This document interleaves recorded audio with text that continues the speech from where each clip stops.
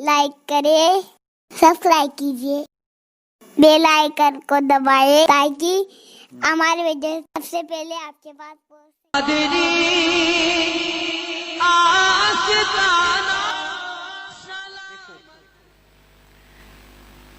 मैं अपने बचपने में एक सुरमा बेचने वाले का जुमला सुनता था, मुझे बहुत पसंद है वो जुमला, अभी भी सुनता हूँ।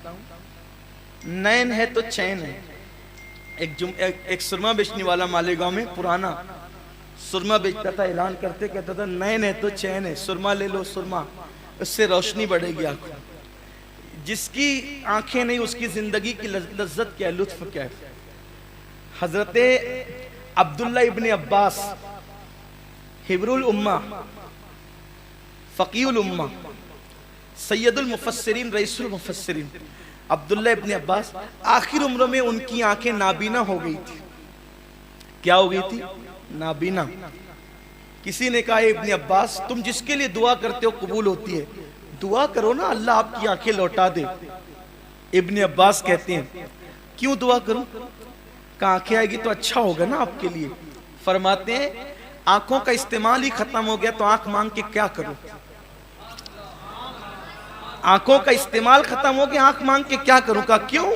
आंखों का इस्तेमाल कहां खत्म हुआ? इसलिए कि जिंदगी में तो आंख का इस्तेमाल है। कहां आंख इसलिए अच्छी लगती थी कि यार का दीदार करता था, अब यार ही दुनिया से रुखसत हुआ तो आंखें मांग के करना क्या है।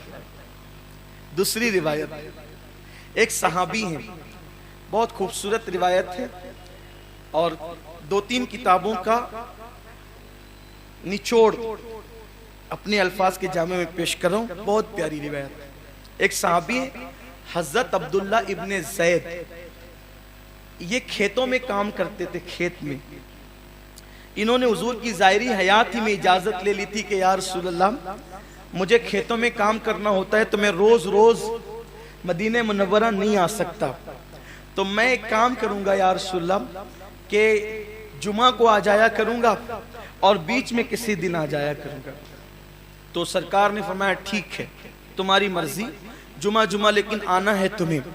अब वो आने लगे, खेतों में काम करते थे। इतना जो है वो सवारियों का मामला इतना तेज रफ्तार नहीं था, घोड़ों पे खच्चरों पे पैदल लोग आते थे।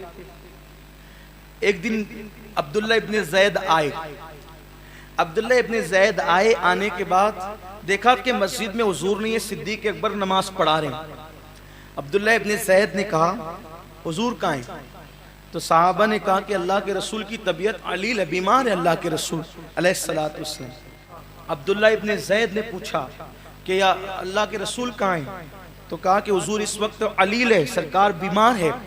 तो कहा कि 1 हफ्ता हो गया और मैं हुजूर की ज़ियारत करने आया हूँ, तो हुजूर अलैहिस्सलाम की ज़ियारत तो मैं करूँगा। कहा कि ज़ियारत इस वक्त तो बंद है, ममनू है, कोई नहीं जाता, हुजूर की तबीयत ऐसी नहीं है। अब्दुल्ला इब्न ज़ैद ने कहा ठीक है, मैं हुजूर के आराम में कोई खलल नहीं करूँगा, बस मुझे इतना कर दो, इतनी दूर से आया हूँ, एक झलक प्यारे महबूब की दिखा दो, एक झलक प्यारे महबूब की दिखा दो। हुस्न तेरा सा न देखा न सुना, कहते हैं अगले जमाने वाले, जगमगा उठी मेरी गोर की खाक, तेरे कुर्बान चमकने वाले। अल्लाह अकबर। हुजूर को एक झलक देखने के लिए सहाबा बेताब रहते थे, बेचैन रहते थे, और हुजूर को देखने की तमन्ना करने वालों को की हुजूर ने फजीलत बयान की। हुजूर फरमाते हैं सल्लल्लाहु अलैहि वसल्लम के ए मेरे सहाबा तुम्हारे बाद कुछ लोग ऐसे आएंगे जो बेदेखे मुझसे इश्क करेंगे और वो मेरी ज़ियारत के इतने मुतमन्नी होंगे कि अगर दुनिया की सारी नेमत देकर भी उनको मेरी एक झलक दिखाने की बात की जाए तो वो सारी नेमतें कुर्बान करके मुझे देखना चाहेंगे।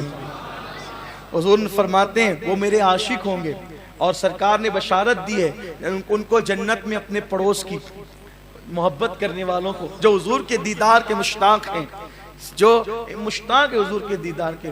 मैं कहता हूँ बहुत जल्दी हुजूर का दीदार नसीब होता है, बस निगाहों की हिफाजत चाहिए।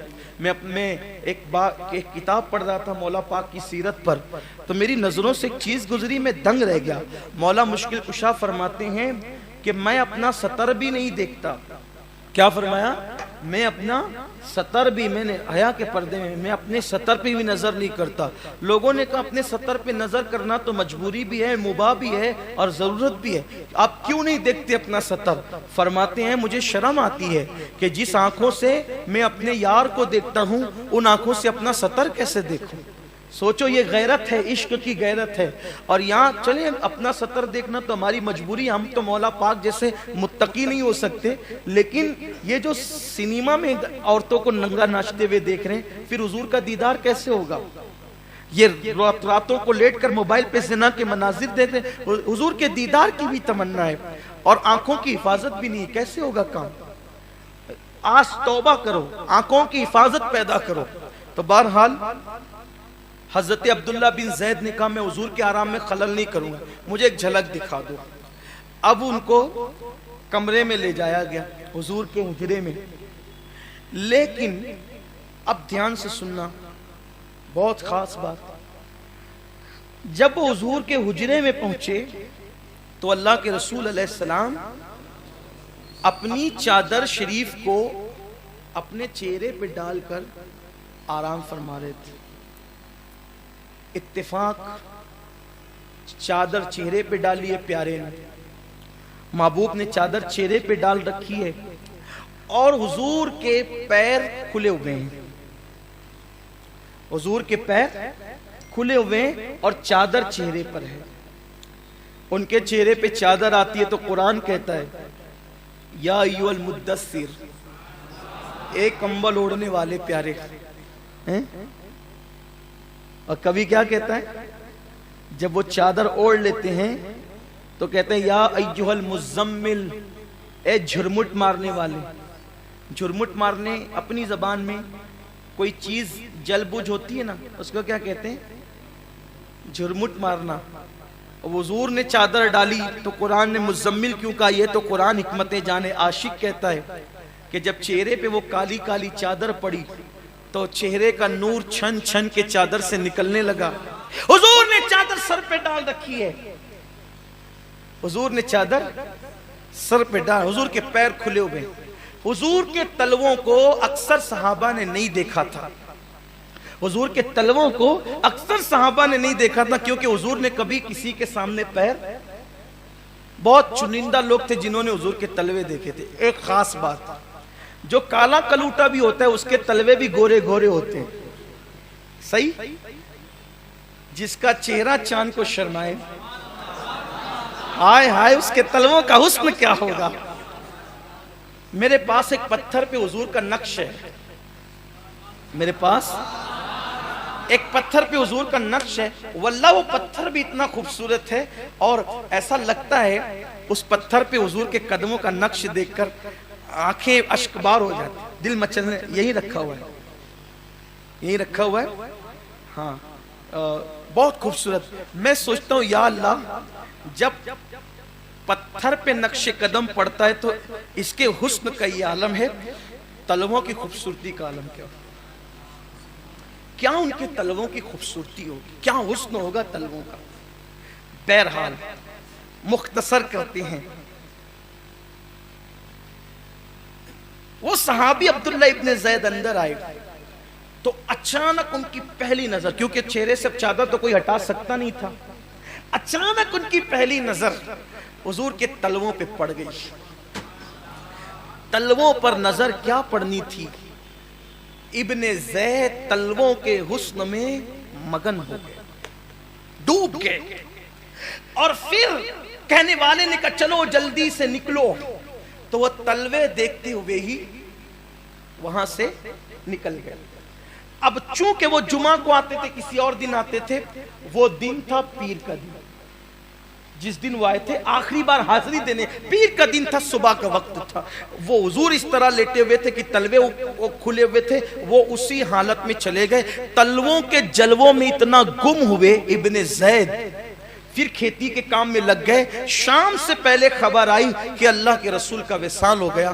ہاتھ اٹھا کے کہا اللہ اب میری آنکھیں چھین لے، اس لیے کہ آخری مرتبہ جس نے میرے محبوب کا تلوہ دیکھا ہے، اب وہ تلوے محبوب کے تلووں کے حسن کو دیکھنے کے بعد اب کسی حسین کا چہرہ بھی دیکھنا پسند نہیں کرتا. میرے اللہ اب میری آنکھیں چھین لے تاکہ میں کسی کو نہ دیکھ سکوں. اور ان کی آنکھیں چلی گئی. عشق و محبت کا امام اسی پر کہنے لگا تیرے قدموں میں جو ہے غیر کا منہ کیا دیکھے, کون نظروں پہ چڑھے دیکھ کے تلوہ تیرا. اور آخری بات, صحابہ اپنے باپ سے زیادہ حضور سے پیار کرتے تھے. عبداللہ ابن ابی جو رئیس المنافقین تھا نا, رئیس المنافقین, حضور کے آنے سے پہلے اس کی بادشاہت کی تیاری ہو رہی تھی کہ مدینے کا بادشاہ بنے گا. حضور آئے تو یہ سارا معاملہ پانی میں بہہ گیا اور مدینہ منورہ کی مملکت مدینہ جو ہے وہ قائم ہو گئی. وہ اتنا حاسد ہوا کہ ہر وقت حضور سے حسد کرتا تھا, حضور کے خلاف بکواس کرتا تھا, کلمہ پڑھ کے ہی بکواس کرتا تھا. ایک غزوے سے صحابہ واپس آ رہے تھے, اس نے حضور کی بے ادبی کی. اس کا سگا بیٹا عبداللہ ابن ابی وہ صحابی تھے اور وہ پکے مسلمان تھے. جیسے ہی عبداللہ ابن ابی نے حضور کی بے ادبی کی, انہوں نے تلوار نکالی, کہا میرے محبوب کے خلاف تو نے بولا, جلدی توبہ کر. سگا بیٹا باپ پہ تلوار لے کے کھڑا, وہ ڈر گیا. اس نے کہا کیسے توبہ کروں؟ کہا حضور کی بے ادبی کی نا, بول میں ذلیل ہوں اور حضور عزت والے. عبداللہ نے کیا کہا, بول میں ذلیل ہوں حضور عزت والے. تو اس نے کیا کہا, تیری خرابی ہو, جا میں ذلیل ہوں حضور عزت والے. کہا اب گستاخی مت کرنا. یہ تھے صحابہ کا عشق رسول. تو ہم بھی حضور سے سچی محبت کریں. محبوب کسے بنائیں؟ جو محبوب خدا ہے, اور زبانی نہیں قلبی محبوب ان کو بنائیں. مصطفیٰ کا